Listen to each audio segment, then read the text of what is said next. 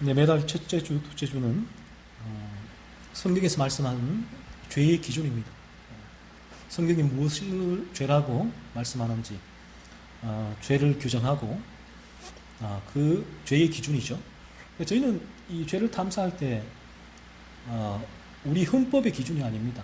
세상의 법의 기준이 아니고 양심, 도덕, 윤리의 기준이 아니고 철저하게 성경의 기준이죠. 그러면 우리가 죄를 탐사할 때 먼저 가장 중요한 부분은 죄가 무엇인가를 알아야 하는 거죠. 그러니까 이 죄를 모르고는 죄 탐사가 불가능하니까요. 그래서 이 성경을 통하여서 끊임없이 성경이 말씀하는 죄의 기준이 뭔가 하면 하나님이 보시는 기준이에요. 하나님의 거룩의 빛이라고 보시면 돼요. 그러니까 거룩은 제가 누누이 말씀드리지만 죄가 없는 상태거든요. 그러니까 하나님이 우리에게 거룩하라고 요구할 때는 죄가 전혀 없는 그 상태를 우리에게 요구한단 말이에요. 하지만 우리에게는 죄가 있죠. 그러니까 거룩하지 않단 말이죠. 그러니까 이 죄의 기준은 하나님의 거룩의 기준이라고 보시면 되고요. 그래서 저희가 이 먼저 진리의 첫 번째 스텝은 죄예요. 죄의 기준을 성경을 통하여서 끊임없이 가르치고 깨닫고 그 죄의 기준을 가지고 나의 죄를 탐사하는 부분이 진리의 첫 번째 스텝이고, 그래서 이 부분을 특별히 청교도들은 대단히 중요하게 여기고 끊임없이 이 죄에 대해서 설파를 했죠. 그런데 사람들은 죄를 듣기가 싫어하거든요. 죄를 해서 얘기하면 귀를 막고 은혜로운 긍정적인 내 삶의 위로가 되는 축복의 말씀을 해달라고 요구를 하죠. 그러나 청교도들은 끊임없이 그렇게 해서는 인간이 그리스도께로 나올 수 없다는 사실을 알고 있었고, 그 부분이 성경이 말씀하는 바고, 성경은 우리에게 인간이 자신의 원죄로 물들어서 죄가 지배하는 죄의 세력이에요. 죄는 죄책과 죄의 세력이 있잖아요. 그래서 우리가 거듭난다고 했을 때에 죄의 책임, 죄책에서 건짐받고 이 칭이죠. 그리고 죄의 세력은 이 땅이에요, 현재. 그러니까 죄책에서만 건짐받는 일은 일어날 수가 없어요. 참되게 거듭나게 되면. 그러니까 이 찰스 피니식의 중생론에 의하면 죄책에서만 거듭나면 거듭난 거예요. 하지만 성경은 말하고 있죠. 로마서 6장에 우리가 거듭날 때 거룩한 존재가 되었다. already. 이미. 과거형으로 말씀하세요. 무슨 말인가? 죄의 세력이죠. 죄책에서도 건짐받고, 죄책에서 건짐받았다면 그 죄책에서의 건짐받음이 이 땅에서 지금 현재 내가 두 발을 딛고 서 있는 이 땅에서 그 죄책에서 건짐받았음이 입증이 일어나는 거예요. 그 부분이 바로 죄의 세력에서의 건짐이죠. 죄의 지배에서 건짐이에요. 그러니까 죄책에서 건짐받은 사람들은, 참되게 거듭난 자들은 이 땅에서의 변화가 따라오게 되겠죠. 당연히 죄의 세력에서도 건짐을 받게 되는 것이거든요. 그렇지만 이 죄의 세력은 완벽하지는 않아요. 하지만 죄의 세력에서 쑥 빠져나오게 돼요. 완벽하지 않다는 말은 천국에 갈 때 그 완벽함이 이루어지지만 이 땅 가운데서는 불완전해요. 그래서 끊임없이 죄의 유혹을 받아요. 그래서 마틴 로이드 존스 목사님은 우리가 거듭날 때에 사탄의 영역, 죄의 지배에서 하나님의 영역으로 영역 이동이 되지만 사탄은 끊임없이 우리를 지배할 수는 없어요. 하나님의 영역에서, 그리스도가 다스리는 그 나라에서. 하지만 그 경계선에서 위협을 한다는 거예요. 고함을 치르고. 그 그리스도인들이 고함을 듣고 겁을 먹고 한다는 거죠. 이 부분이 죄의 유혹이다라고 얘기를 해요. 그리고 또 다른 비유로 하자면 거듭나면 좁은 길에 들어와요. 좁은 길. 그래서 이 왜 좁은 길인가 하면 이 넓은 길은 나의 탐욕과 쾌락을 위하여 살아가는 길이에요. 거듭나기 전에는 인간들은 모두 다 이 넓은 길에 있단 말이에요. 내 탐욕을 충족하는 이 삶이 최고거든요. 남편도, 아내도, 자식도, 직장도, 이 삶의 취미도 모든 것이 나의 탐욕, 나의 중심이죠. 그래서 모든 게 내 중심으로 판단이 되잖아요. 그래서 넓은 길이, 이 길이. 그래서 쾌락을 추구하는, 나의 탐욕을 충족하고 그 생존을 끊임없이 확장하는 그 삶을 살게 되지요. 그런데 거듭나게 되어지면 유턴을 하게 됩니다. 회심이라고 하죠. 유턴을 하게 돼서 좁은 길로, 좁은 문을 열고 들어서게 되는데 좁은 길이에요. 그래서 이 길이 왜 좁은 길인가 하면 죄를 죽이는 삶이거든요. 이제는 그런 쾌락, 탐욕이 이 길에는 없어요. 죽어버려요. 이제는 좁은 길대로 오게 되면 예전에 내가 즐기던 그 쾌락과 탐욕과 나중심적인 지극히 이기적인 나의 생존의 확장을 위한 삶을 죽이는 삶이 그때부터 시작이 된다고요. 이 삶이 힘들거든요. 어렵거든요. 좁은 길이라고 말을 해요. 그런데 이 삶이 힘들고 어렵지만 우리에게는 예수의 생명이 들어와서 이제는 자발적으로 일어나는 현상이 돼요. 세상에 보기에는 너무 좁은 길이에요. 와, 저 사람들은 왜 저런 삶을 살지? 적당히 죄와 타협하고, 적당히 죄를 짓고, 적당히 세상대로 이것저것 법도 어겨가면서 그렇게 즐기면서 삶이 늘는데 왜 저렇게 조그마한 것에도 자신을 정죄하고 자책하고 찌르고 아프게 하고 애통해 하고 우리와는 전혀 다른 저런 맑은 물에 살아가고 있는가? 좁은 길이죠, 좁은 길. 그러나 우리에게는 그 좁은 길이 이 넓은 길보다 훨씬 넓은 길이 거듭나게 되어지면 그 길이 얼마나 기쁜 길인지 몰라요. 거듭나면 비로소 알게 되는 길이에요. 거듭나기 전에는 이 길은 주님 말씀하시기에 너무 좁은 길이에요. 너무 좁은 길. 고통스러운 길로 보일 수밖에 없죠. 거듭나기 전에는 거룩하라는 이 명령만 들으면, 죄에 대한 말만 들으면 알러지 반응이 나오잖아요. 짜증이 나요. 막 귀를 막고 쥐어뜯고 싶어요. 그래서 이 진리가 선포될 때, 자신의 죄들이 드러나게 될 때에 스데반 집사 돌로 쳐 죽이잖아요. 귀를 막고. 하지만 이러한 자연인들이 이 진리를 통하여 자신의 죄를 깨닫고, 죄각성이죠. 깨닫고 죄의 세력에 쑥 빠져나오는 거듭남을 얻게 되었을 때, 좁은 길에 들어가게 될 때 일어나는 변화가 아이러니하지만 이 길에서는 이제는 죄를 더 세밀하게 탐사를 해요. 오늘도 아침에 제가 교회를 오면서 제 머릿속에 떠오르는 부분이 죄.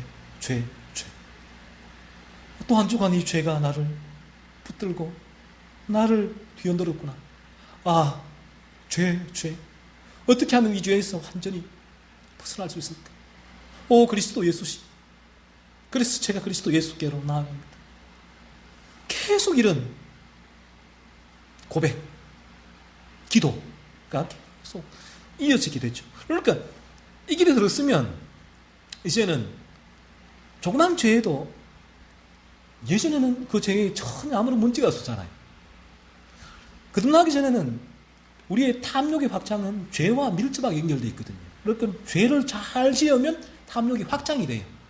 그러니까 교묘하게 죄를 잘 지어야 돼. 그게 잘 살아가는, 내 성질을 확장하는, 내가 기뻐할 수 있는 길이에요. 하지만 거듭나게 되어지면 탐욕이 죽죠. 십자가에서 갈라디아서 6장 말씀대로 죽어서 이제는 내가 예전에는 그 큰 죄를 범해도 스킵, 아무런 양심 조건 가책, 도덕 윤리, 일반 은총에 의한 가책, 후회가 있었지만, 하지만 지금은 조그만 죄를 범해도 이게 웬일이에요? 이게 웬일이에요? 아프잖아요. 버퍼링이 걸려요. 이게 내가 이러면 안 되는데 왜 이러지? 이 죄의 유혹에 들어올 때 조그만 죄에도 이렇게 우리가 반응을 하게 되죠. 그러니까 애통하잖아요. 그러니까 마음이 불편해요. 아파요. 애통이죠, 애통. 그래서 다시 그리스도를 바라보고 진리를 묵상하고 대면하면서 하나님, 존 오웬의 이런 글들도 읽으면서 함께 우리 나누고 있는데, 읽으면서 어떻게 하면 죄를 더 죽일 수 있을까? 온전히 거룩해질 수 있을까를 함께 고민하고, 집에서 지체들과 교제를 하는 거예요. 이 교제가 나누고 예배를 드리고 또 조중에 끊임없이 이러한 삶을 위해서 기도하고 하는 삶을 살는데, 그래서 거듭나게 되어지면 참 아이러니하게 이 죄를 들을 때, 이 죄에 대한 기준을 들을 때 그 기준으로 나의 죄를 거듭난 자들은 더 세밀하게 탐사를 하게 돼. 그래서 그 죄를 죽이죠. 능력이 있죠. 내 안에 예수의 생명이 존재하니까. 그래서 이런 삶이 이어지게 되는데, 그 죄에 대한 설교, 또 청교도들의 진리, 지체들 간의 교제를 들을 때 거듭나기 전에는 짜증이 나거든. 그만 싫어, 스트레스야. 거듭난 이후에는 다비스 고백처럼 꿀, 곧 송이꿀보다 더 달다. 더 달아요. 희한하죠? 그 죄에 대한 말씀. 더 송이꿀보다 더 단 말씀이 나의 죄를 바라보게 하고 애통하게 해요. 또 더 단 말씀이 애통하게 해요. 그리고 내 죄를 죽일 때 기쁨이 있어요. 거룩함이 이루어질 때. 이 부분이 믹스돼, 믹스가 되었죠. 그래서 이 부분이 거듭난 이들에게는 참 놀라운 변화죠. 이제는 죄를 선포하지 않는, 나의 이 죄에 대해서 가르치지 않는 그런 교회는 분별이 되고 힘들어지죠. 그 부분에 오히려 나의 마음을 강팍게 하고 나의 탐욕을 부추기는 오스틴의 교회 같은 그런 설교를 들을 때는 불편해지고 힘이 들죠. 청교도들이 국교회에서, 영국 성공회에서 다 나와서 회중교회, 독립교회를 세운 이유가 바로 거기에 있잖아요. 그래서 그렇게 거듭난 이들과 친교를 나누고 교제를 나누고 진리를 나누면서 이들에게 유일한 한 가지 목적은 기독교 커뮤니티가 아니에요. 커뮤니티. 그래서 이민 가면 다 거의 교회에 나가잖아요. 기독교 커뮤니티, 사회에서 도움을 받기 위해. 그래서 그 커뮤니티에 들어가지 않으면 그 이민 사회에서 생활이 힘들잖아요. 그런 어드밴티지가 있다고요. 하지만 거듭나게 되었으면 우리가 주의 몸된 교회에 나오고 우리는 이 교제를 하는 유일한 이유는 우리의 어떤 육체의 이득, 탐욕의 확장이 더 이상 아니죠. 그 반대로 어떻게 하면 내 탐욕을 더 죽일 수 있을까? 그 부분 때문에 몸된 교회에 나오는 거예요. 그러니까 몸된 교회에서 나에게 탐욕을 죽일 수 있는 진리, 그 능력, 동력을 공급하지 않으면 내 영혼은 점점 힘들어지죠. 괴로워지죠. 시름시름 알아갈 수밖에 없는 그 부분, 없게 되는 부분이죠. 그래서 이 죄에 대한 부분이 너무나 중요하고요. 청교도는 항상 원 스텝, 첫 번째 스텝을 이 죄, 사람들을 죄가증의 단계로 어떻게 하면 진입시킬 수 있을까? 대해서 전력 투구를 하고 집중 포화를 쏟아부었죠. 그래서 그들이 이렇게 죄가증의 단계에 진입하게 들어오면 그 죄가증의 단계에 들어왔을 때는 우리가 이런 현상이 생겨요. 죄가증의 단계에 진입하게 되시면 내가 죄가증의 단계에 들어왔는지 안 들어왔는지 어떻게 알 수 있습니까? 라고 했을 때에 그 점검할 수 있는 기준은 죄가증의 단계에 들어오게 되어지면 거듭남과 비슷한 현상이 있어요. 어떻게 하면 이 죄에서 내가 빠져나갈 수 있을까? 그거밖에 안 보인다는 거예요. 거기서는 죄가증의 단계에 들어오게 되면 계속 죄를 탐사하게 되는 거예요. 누가 해라 마라 하지 않더라도. 그래서 우리가 누가 자꾸만 죄가증을 하십시오 해서 하게 될 때는 그분들은 죄가증의 경계선상에 있는 분들이죠. 이 죄가증의 단계에 진입하고 그래야 예수께로 나아간다는 이론적인, 이 교리적인 구원의 서정은 알지만 본인에게 되어지지 않으니까 어떤 일도 사실은 지금 일어나지 않은 부분이죠. 그래서 이 가르침을 통해서 진리를 읽으면서 의지적으로 죄 탐사를 계속하는 부분이지만 이렇게 그들이 죄 탐사를 하다가 성령은 진리 가운데 역사하기 때문에 그 진리가 어느 순간 의지적으로 죄를 탐사하는 그들에게 스파크를 일으키면 죄가증의 단계로 쑥 들어와 버려요. 진입을 해요. 그러면 그때부터 그에게는 이런 마음이 생기죠. 죄가 너무 싫어. 너무 미워. 하나님, 어떻게 하면 내가 이 죄에서 건진받을 수 있습니까? 유일한 목표가 돼요. 소원이 돼요. 그러니까 죄가증의 단계에서 이 사람은 뭘 하겠어요? 계속 죄를 탐사하고 죄와 싸우는 삶을 사는 거예요. 그러니까 이런 부분이 계속 어떨 때는 미미하지만 계속 존재를 해요. 사라지지 않아요. 이 부분이. 왜? 이 사람이 가장 중요한 죄가증의 단계에서는 가장 본인의 생존 문제보다 더 중요한 문제가 되어버렸으니까 이게 어떻게 하면 여기서 벗어날 수 있습니까? 형제여 우리가 어찌할꼬 이 외침을 이 단계에서는 외칠 수밖에 없거든요. 그러니까 죄가증의 단계에 본인이 진입했다면 그분은 반드시 이러한 현상이 올 거예요. 하나님, 죄가 너무 싫어요. 이런 죄를 범하는 내가 미워요. 내 안에 이런 죄가, 성경이 말하는 죄가 여전히 있습니다. 어떻게 하면 여기서 내가 벗어날 수 있습니까? 어떻게 벗어날 수 있을까요? 끊임없이 추구죠. 이런 소망. 하지만 죄악성의 단계에서는 어떻습니까? 못 벗어나요. 거듭나지 않았기 때문에. 여전히 죄의 세력, 죄의 지배, 죄책 가운데 있기 때문에 그런 거예요. 그래서 이 사람은 뭘 하겠어요? 어떻게 벗어날 수 있습니까? 벗어나고서 몸부림을 치겠죠. 그러니까 뭘 하겠어요? 성경도 읽고, 저 청교도 글도 읽고, 그리고 기도도 하고, 금식도 하고, 철야도 하고. 제가 그랬거든요. 미친 듯이 했어요. 죄 짓고 오면 이 죄책감 때문에 펑펑 울다가 혼자 막 마음을 쥐어뜯다가, 그래서 반대급부에 반대급부. 벗어나기 위해서. 그럼 뭘 할 수 있을까? 뭘 할 수 있을까? 내가 할 수 있는 나의 행위죠. 자기 의예요. 청교도 쓰죠. 계속 읽고 미친 듯이 금식기도 하고 철학기도 하고 새벽기도가 하고 나를 괴롭게 하고 막 한다고요. 그래서 조금 내가 위로를, 그것 때문에 위로를 얻지만 잠시 뒤에는 어떻게 해요? 원상복귀. 이 죄각성이거든요. 똑같아요. 똑같은 죄를 내가 범하고 있단 말이에요.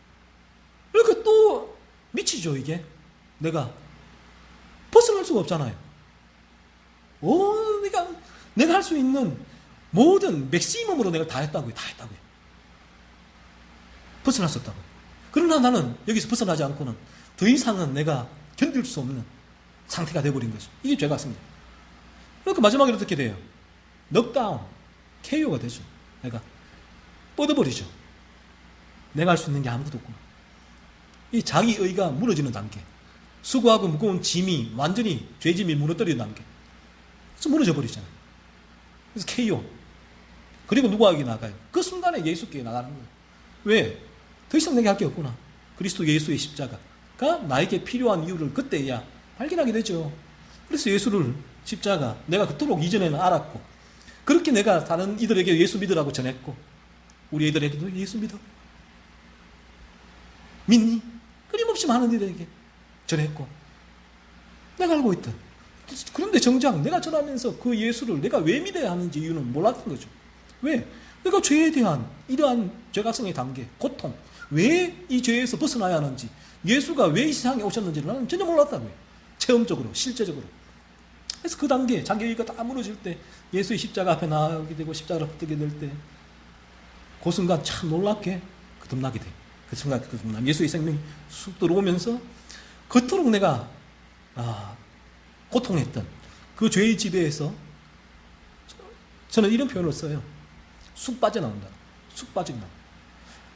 그래서 거듭난 이후에는 이제는 더 이상 이전에 죄각성의 단계에서 그렇게 반복적으로 짓던 그 죄에서 쑥 빠져나오게 돼요. 이제는 그 죄가 제어되죠. 통제되어지고. 그 죄가 완전히 사라지진 않아요. 죄 유혹이기 때문에. 하지만 이전과는 전혀 다른 그 분노, 나의 정욕, 나의 시기, 질투, 욕심, 이기심, 이런 부분이 상당 부분 죽어지죠. 그러니까 이 부분이 변화되거든요. 변화가 오는 거예요. 회심의 열매라고 하죠. 그러니까 가정에서도 그런 변화가 동반되고, 그래서 본인이 이런 부분을 통해서 거듭났다는 사실을 확인할 수가 있기 때문에. 그래서 이 죄각성의 단계에 진입하는 이 부분이 너무나 중요하고, 그래서 그런 설교가 지속적으로 행해져야 되고, 저희도 한 주에, 한 달에 2주는 그 설교를 하고 있는데, 이 설교가 거듭나지 않은 자들은 죄각성의 단계로 진입시키는 일을 하고요. 죄각성에 있는 자들은 더더욱 자신의 죄를 살피게 하고요. 그리고 거듭난 자들에게는 이러한 설교가 나의 죄를 죽이는 동력, 추진력, 더 꼼꼼하고 세밀하게 죄를 살필 수 있는 그러한 그 능력, 힘을 이 설교를 통해서 얻게 되죠. 그래서 우리가 이런 설교는 죄 짓지 마십시오. 이러한 우리가 이 거듭남을 경험하고 이 경험한 진리 속에서 이러한 목적을 가지고 설교를 하지 않을 때는 단순히 이러한 의도 없이 죄를 죽이십시오라고 했을 때는 도덕과 윤리가 되는 거죠. 하지만 내가 경험한 이 성경의 진리를 가지고 사람들을 설교를 듣는 청중들을, 또한 설교를 하는 내가 이러한 단계, 죄각성의 단계로 진입하고 죄각성에서 그리스도께로 나아가게 하고, 그리스도께로 나아간 자들은 더욱더 거룩한 온전한 거룩함의 나라로 나아가기 위한 목적으로 설교하게 될 때는 도덕과 윤리가 아니라 이 부분이 복음이 되는 거죠. 그래서 이 죄를 선포하는 이 부분이 너무나 중요한 복음이 되고 복음의 첫 번째 단계가 되는 부분인데요.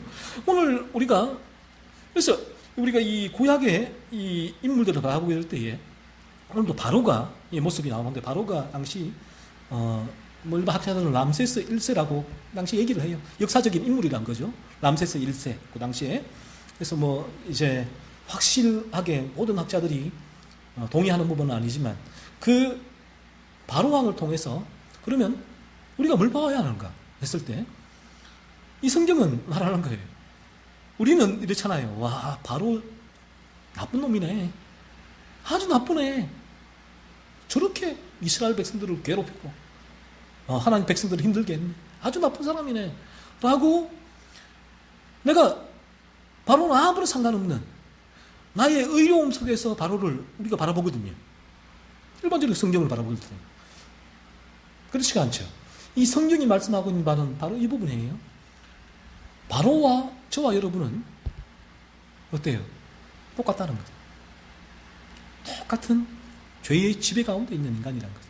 그렇다면 바로나 우리나 죄의 지배 가운데 똑같은 죄의 열매를 맺을 수밖에 없고, 그리고 바로가 맺고 있는 이 죄의 열매가 동일하게 오늘날 인간이 내가 맺고 있는 죄의 열매, 거듭나지 않은 내가 맺고 있는 죄의 열매, 거듭난 내가 유혹받고 있는 죄의 기준이란 부분이에요. 자, 오늘 바로가 9절 말씀 보면 이렇게 얘기를 하죠. 이 백성 이스라엘 자손이 우리보다 많고 강하도다라고 이렇게 얘기를 해요. 자, 요셉 이후에 이제 그 애굽 땅에 그서 거주하게 된 이스라엘 백성들이 점점점 그 인구가 많아지게 되었죠. 많아지게 되었고, 그리고 이 바로 왕이 새롭게 이제 왕이 된 이 바로가 이렇게 이스라엘 백성하고 자신의 백성을 비교를 하게 됩니다. 그래서 이 이스라엘 백성과 자신의 백성을 비교를 하니까 이스라엘 백성이 어떻게 해요? 우리보다 많고 강하다라는 거예요. 비교죠, 비교의식. 이 비교의식에서 뭐가 나와요? 열등감이 나오거든요. 열등감. 그리고 거기서 뭐가 나와요? 시기와 질투가 나오게 되죠. 자, 우리가 이런 말을 많이 듣죠. 우리가 보통 비교하지 말라고. 우리 애들도 내하고 따서 비교하지 말라고. 내하고 형하고 비교하지 말라고. 내하고 우리 친구를 비교하지 말라고. 남편과 아내도 그렇잖아요. 내하고 다른 남편을, 내하고 다른 아내를 직장에서 비교하지 말라고 하죠. 하지만 이 비교 의식이 죄의 열매예요. 죄의 지배 가운데 인간은 바로처럼 끊임없이 비교할 수밖에 없어요. 비교하지 말라고 해서 비교가 안 되나요? 아니에요. 내 안에 있는 원죄에서 비롯되는 죄의 열매, 끊임없이 다른 사람과 비교를 하죠. 그래서 비교의 결과로 다른 사람들이 나보다 더 좋고 많은 것을 소유하고 있다면 열등감을 가지게 돼요. 그리고 그것을 소유하고 있는 것들을 시기하고 질투를 합니다. 성경은 이것을 원죄에서 나오는 죄의 열매라고 해요. 죄의 열매. 그래서 모든 인간이 보편적으로 그래요. 그래서 여러분들 주위에도 보십시오.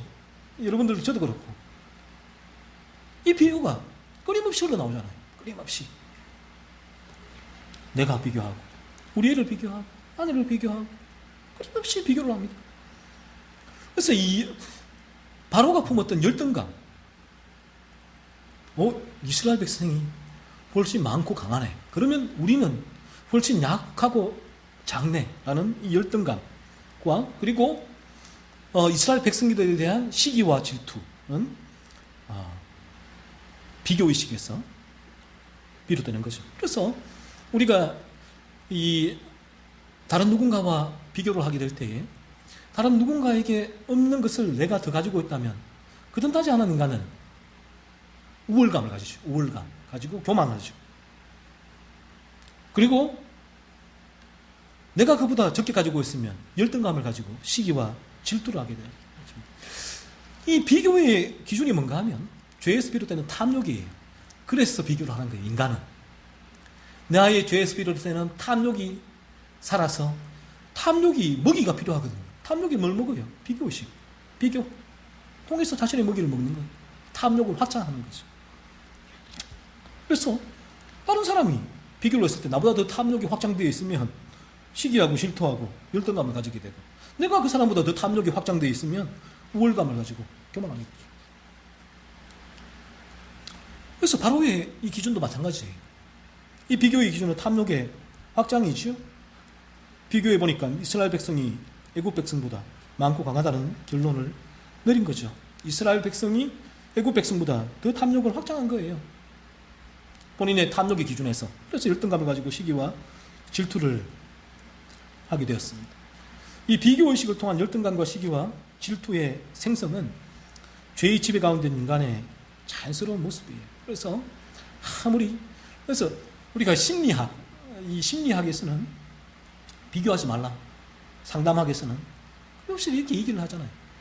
비교하지 말고 자신에게 만족해라라고 말하고 있는데, 심리학, 상담학을 통해서 아무리 인간이 교육을 받고 가르침을 받아도 그 부분이 불가능합니다. 왜? 탐욕이 살아있으니까. 탐욕이 죽기까지는 끊임없이 인간은 비교를 통해서 자신의 탐욕을 채우는 존재인 거죠. 재산과 집, 자가용, 직업, 학벌, 지위, 성격, 키, 몸무게, 외모, 건강, 자녀, 부모님을 다른 누군가와 끊임없이 비교해요. 끊임없이 비교해요. 그래서 나보다 더 좋은 것을 가지고 있는 사람이 있다면 열등감을 느끼고, 그리고 그 열등감은 시기와 질투를 불러오게 돼요. 이 죄의 열매거든요. 그래서 열등감과 시기와 질투는 이처럼 원죄에서 비롯되는 죄의 열매입니다. 죄의 지배 가운데 있는 인간은 항상 누군가와 비교하며 비교의 열매, 즉 죄의 열매를 계속 먹게 됩니다. 비교, 열등감, 시기와 질투를 성경은 그러므로 죄라고 말하고 있습니다. 성경의 몇 구절만 살펴보면 고린도전서 3장 3절에 이렇게 얘기를 합니다. 너희는 아직도 육신에 속한 자로다. 너희 가운데 시기와 분쟁이 있으니 어찌 육신에 속하여 사람을 따라 행함이 아니리요? 라고 말씀하고 있죠. 너희 가운데 시기와 분쟁이 있더라. 갈라디아서 5장 20절에는 시기를 죄의 지배 가운데 육체의 일이다 라고 말을 해요. 육체의 일. 왜 시기를 합니까? 비교를 하니까 시기를 하게 돼요. 그러니까 이 시기와 질투는 열등감, 열등감의 비교에서 비롯되잖아요. 한 세트죠, 세트. 이 성경은 죄라고 얘기해요. 그런데 세상은 이 부분을 죄라고 얘기를 하지 않죠. 전혀. 내가 시기하고 질투하든 내 마음으로 뭘 하든 내가 그 사람을 시기 질투해서 뺏지만 않으면 되지. 아무런 문제가 없지. 세상은 절대로 생각과 마음, 동기를 따지질 않아요. 하지만 성경은 우리가 생각과 마음, 행동 이전에 그 동기를 품었을 때 이미 원죄의 열매가 맺은 열매란 거지. 그 동기는 이미 우리가 그 행위를 하지 않았더라도 성경은 그 죄를 범했다라고 얘기를 하는 것입니다. 그리고 우리 마음에 일어나는 이러한 죄의 열매가 일반 원청이 거둬들 때 행위로 나가게 돼요. 일반 원청이 사라지게 될 때. 성경은 죄의 기준은 바로 그처럼 우리 마음과 생각, 동기의 기준이죠. 마가복음 7장 22절에서도 질투는 사람의 마음에서 나오는 죄라고 말씀을 하십니다. 이 죄의 지배 가운데 있는 거듭나지 않은 인간은 이처럼 항상 비교를 통하여 우월감을 가지고 교만하거나 열등감을 가지고 시기와 질투를 할 준비가 되어 있는 존재입니다. 이것이 삶의 방향성이기 때문이에요. 그래서 저도 그랬고 거듭나기 전에는 끊임없이 이 비교의식에 사로잡힐 수밖에 없어요. 끊임없이 누군가와 계속 비교하고 경쟁이 되고 내가 달려나가야 될, 살아야 될 그것이 이유가 되잖아요. 동기가 되고 추진력이 되고 끊임없이 비교하면서 저보다 더 해야지, 더 가져야지, 더 잘해야지. 우리 자녀에게 끊임없이 누군가와 비교시키면서, 형, 동생 비교시키면서, 형 좀 봐, 동생 좀 봐, 형은 이렇게 공부 잘하는데 너는 이게 뭐니? 끊임없이 비교하고 있죠. 다른 남편은 돈 많이 벌어오는데 당신은 뭐예요? 다른 아내는 이렇게 나긋한데 당신은 왜 이리 빡빡해? 끊임없이 자신의 탐욕 속에서 나오는 비교잖아요. 이런 비교가 시기와 열등감, 시기와 질투를 불러일으키게 되죠. 거듭나지 않은 자의 생존 만칙이기 때문이에요. 하지만 저도 동일했고 끊임없는 비교 속에서 말을 하지 않아도 없이 비교. 어떻게 하면 더 큰 교회 갈까? 끊임없이 비교. 저 동기보다 누구보다 더 큰 데 가야지. 교회 가야지. 더 큰 교회 목회를 해야지. 그래서 얘기를 해야지. 가서 나 이 정도 돼? 비교. 그리고 그렇지 않을 때는, 얘기를 할 때는 열등감을 가지게 되고 피하게 되고 시기와 질투하게 되고 좀 안 됐으면 좋겠다. 늘 이런 마음을 가지게 되고. 하지만 끝난 이후에는 이 탐욕이 죽고 내가 바라는 목표가 내 탐욕이 아니잖아요. 이제는 나를 계속 붙들고 있는 생각은, 붙들고 있는 마음의 욕심은 좀 전에도 얘기했지만 죄 어떻게 하면 이 죄에서 벗어날 수 있을까? 그러니까 이 죄는 비교의식, 열등감, 시기, 질투란 말이에요. 어떻게 하면 이 죄를 죽일 수 있을까? 지금도 그 죄는 나를 유혹해요. 그런 비교와 그 열등감, 시기, 질투는 나를 유혹을 하지만, 그러나 지금은 이제 이전처럼 그러한 죄에 지배를 당하지 않죠. 그런 유혹 속에서 어떻게 하면 내가 이제는 이 죄를 죽일 수 있을까? 이 탐욕의 죽음이 아예 삶의 방향성이 되죠. 전혀 다른 그러한 이 비교와 열등감, 시기와 질투에 대한 자세, 태도가 나오게 되죠. 이 삶의 이 방향성이라는 것이죠. 그래서 우리가 거듭나지 않게 된다면 우리의 생존 방식은 탐욕의 확장이거든요. 그러니까 이 부분을 욕할 수가 없어요. 이 부분에 있어서 비난과 비판할 수가 없어요. 왜요? 자연스러우니까. 이게 자연스러운 그거 하면 죽는데, 그러면 자살해야 돼요. 그게 끝나면 그 부분이 있기 때문에 내가 확 자살하고 싶어도 안 하고 그냥 그렇게 버텨가는 거예요. 입김 깨물고 막 미친 듯 살아가는 거죠. 그렇게 해서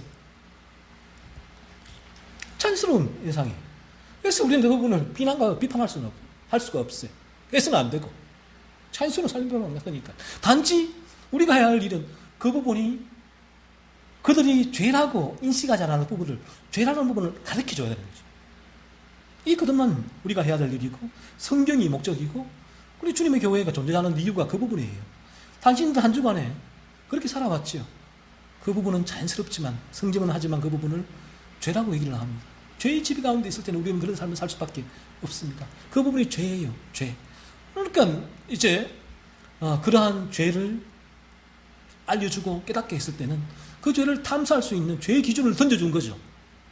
그래서 이전에는 내가 그런 삶을 미친 듯이 살아가는 거예요. 그 부분이 옳다. 문제가 없어. 이 부분은.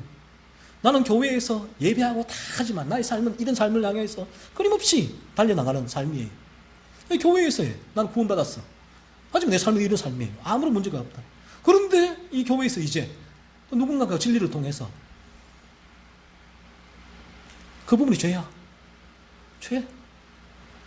거듭나게 될 때 그런 죄가 죽게 되는데, 여전히 그런 삶을 살고 있다면 그 부분이 죄의 지배 가운데 있는 것이고, 그런 죄라 사실 알려주게 되었을 때에 인간은, 죄의 지배 가운데 있는 인간은 드디어 그 죄에 대해서 생각을 하게 되고 삶을 통해서 자신의 죄를 찾아낼 수 있는 그런 기준이 생긴 거죠. 죄를 탐사할 수 있게 해주는 가르침. 그래서 이러한 성경이 필요한 거죠. 바로의 모습을 통해서 그러한 죄를 알려주고 깨닫게 해야 하는 부분이죠. 이러한 기준으로 이제 면밀하게 우리가 우리의 마음과 생각과 행동과 말을 살펴봐야 하는 것이죠. 누군가와 비교를 할 때 이미 그 마음은 탐욕의 죄를 범한 거죠. 죄의 지배 가운데 있는 인간은 탐욕의 기준으로 누군가와 계속 비교를 하기 때문에 탐욕이 죄를 범한 거예요. 그리고 비교 결과로 우월감이나 열등감을 가지는 것도 죄이고, 그리고 인하여 교만하거나 시기와 질투를 하는 것도 죄입니다. 그래서 이러한 기준으로 죄를 탐사해야 되고, 또 이미 거듭난 이들은 이러한 죄의 기준으로 죄의 유혹이죠. 죄의 유혹이 올 때에 내 마음을 살펴야 돼요. 끊임없이. 그래서 거듭날 때도, 거듭났음에도 불구하고 에서도 죄의 유혹이 있기 때문에 우리에게는 끊임없이 이 죄의 유혹이 비교하게 하거든요. 그래서 이제 우리가 자녀들도 그렇잖아요. 자녀들 가운데도 이 편애라는 부분이 생기는데, 왜 편애합니까? 공부 잘하니까, 부모 말 잘 들으니까, 말씀 안 부리니까 얘는 더 사랑스럽고, 얘는 공부 못하니까 부모님 말 안 들으니까 립상이죠. 덜 사랑스럽고, 이런 부분이에요. 그러니까 부모가 거듭나지 않았을 때는 극명해요. 극명한 차이, 온도 차이가 나요. 이 부분에 있어서 표현하지 않으려고 내 마음이 그런 거 어떻게 해요? 계속 비교가 될 수밖에 없어요. 아이고 저놈은, 우리 저놈은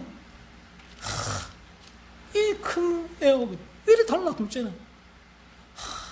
거기는 절레절레 흔들고 내 마음에 깊은 불신, 그리고 큰애에 대한 천애가 많이 자리하고. 그런데 이 부분이 거듭나게 될 때 미묘한 변화가 오게 되죠. 공부 잘하는 게 못하는 게 중요한 게 아니구나. 더 이상 내 말을 잘 듣고 안 듣는다고 했을 때 그 부분이 죄의 기준이 아니구나. 내 말을 잘 듣는 때도 오히려 더 큰 죄가 우리 이의 마음을 사로잡을 수가 있겠구나. 내 말을 안 듣는 이에게 또 여전히 똑같은 죄가 얘 마음을 지배하고 있고, 그 죄의 지배가 얘는 부모님 말씀을 안 듣는 걸로 드러나는구나. 일반론적으로 뚫고 나오는구나. 하지만 얘는 마음속에 온갖 죄가, 엄청난 죄가 도사리고 있구나.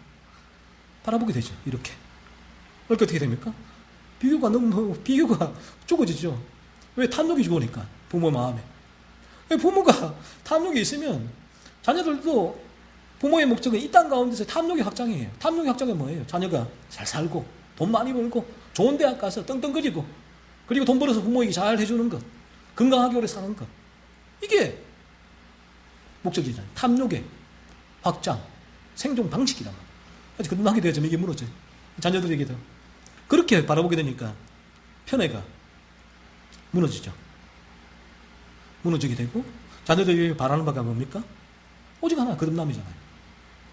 이 죄를 깨닫고 이 자녀들도 나처럼 거듭나서 이러한 놀라운 은혜의 삶을 경험하면 좋겠다. 그래서 저 천국에서 온전한 거룩한 가운데 함께 만나면 좋겠다. 이것밖에 없다. 이 목적. 그런 것이고, 그러니까 이러한 비교가 무너지게 되죠. 그리고 이전에는 남편과 아내도, 와, 저 남편이 연예인들을 바라보면서, 저 부분이 내 남편이 됐으면, 내 아내가 됐으면 좋겠다. 그런 비교, 남편 아내 비교하면서 왜 이럴까? 죽어지죠. 여전히 내 안에 그런 유혹들이 많이 다가와요. 하지만 그 부분을 이제는 죄로 알고 죽여나가는 삶이, 그러니까 부부간에 어떤 변화가 오게 되죠. 당연히. 그래서 이 부분이 동시에 전제되지 않고는 아무리 아버지 학교, 어머니 학교 100만 년을 해도 인간은 똑같습니다. 왜? 죄가 지배하니까요. 똑같아요. 100만 년이. 죽어도 똑같아요. 지옥은 뭐예요? 죄가 지배하는 장소. 이 땅 가운데 죄가 지배하다가 지옥에서도 죄가 지배하는 그 고통에 처할 수밖에 없는 거예요. 인간. 하지만 아버지 학교, 어머니 학교, 상담, 심리, 그런 거 전혀 하지 않더라도, 물론 그런 일반 은총이에요. 조금의 도움이 될 수가 있어요. 어느 정도의. 하지만 근본적인 도움이 되지 않아요. 그런 부분이. 그러니까 우리에게 이러한 거듭남이 일어날 때에 이러한 변화가, 탐욕이 일어나기 때문에 그때부터 남편과 아내, 자녀에 대한 이러한 비교, 편애 사라지죠. 죽여가죠. 죄로 알고. 그러니까 열등감도 죽어가고, 죄인 걸 알고 죽이고, 시기가 저쪽에 죽이고. 그래서 아무리 당신은 사랑받기 위해 태어난 사람, 자존감을 가지세요. 그렇게 가질 수 있으면 100번, 1000번 그렇게 아침마다 거울 보고 외치죠. 불가능해. 인간은 죄의 지배 가운데 있기 때문에 맺히는 열매가 그런 부분들이기 때문에 인간은 비교하고 열등감을 가지고 우울감을 가지고 교만하거나 그렇게 시기와 질투할 수밖에 없는 존재가 인간이란 거예요. 이 바로가 왜 이러느냐? 바로가 나쁜 인간이라서 그런 거 아니에요. 바로가 똑같아요, 우리하고. 그래서 아브라함도 야곱도 똑같아요. 모세도 위대한, 바울도 위대한. 우리가 성경의 진리를 바로 알게 되면, 내가 거듭나게 되고 되면 똑같구나. 바로나 아브라함이나 다 똑같은 인간이구나. 죄의 지배 가운데 있었구나. 단지 바로와 아브라함의 차이가 뭐냐? 아브라함은 거듭나서 이 죄의 집에서 벗어나고 이제는 죄를 죽이는, 거룩함을 추구하는 삶을 사는 존재가 되었구나. 바로는 거듭나지 않았기 때문에 여전히 죄의 지배 가운데 있구나. 이 차이일 뿐이에요. 그래서 오늘 바로를 통해서 우리는 이 죄를 살펴 깨닫고 다음 한 주간 끊임없이 이러한 기준으로 여러분의 마음을 살펴보세요. 뭔가 비교를 할 때, 우월감, 열등감, 시기 질투가 올라오게 될 때, 이게 죄구나. 이전에는 죄라고 얘기하지 않았다면, 성경은 바로를 통해서 이 부분은 인간의 먼지에서 맺히는 죄의 열매라는 사실을 구약의 인물을 통해서, 행위를 통해서 보여줘요. 성경은. 신약은 죄의 목록을 얘기하지만 구약은 인간의 행위를 통해서 죄의 열매를 보여준다고요. 그래서 어떤 면에서 우리가 구약을 통해서 살펴보는 죄의 열매가 더 실제적일 수도 있어요. 우리에게. 왜? 인간이 행하는 행위에서 바라보니까 저것도 나도 행하는데 바로가 저 행하는 저 행동이 나도 행하는 행동인데 이렇게 매치가 되잖아요. 그러니까 좀 더 쉬울 수가 있죠. 구약의 죄의 기준. 그래서 한 주간 이러한 부분을 통해서 여러분의 마음을 계속 살피십시오. 그래서 이런 죄가 발견되면 이 부분이 죄구나. 먼지에서 비롯되었구나. 하나님 그 사실을 깨닫게 해달라고. 계속 죄를 탐사하면 죄각성의 단계에 진입하게 되고, 죄각성의 단계에 진입한 자들은 더욱더 세밀하게 이 부분으로 자신의 죄를 탐사하고, 그리고 거듭난 자들도 계속 이러한 부분으로 죄의 유혹이죠. 밀려올 때에 세밀하게 탐사해 나가면 거룩함에 훨씬 더 정진되는 회심의 열매가 더욱 풍성히 맺혀지게 될 것입니다.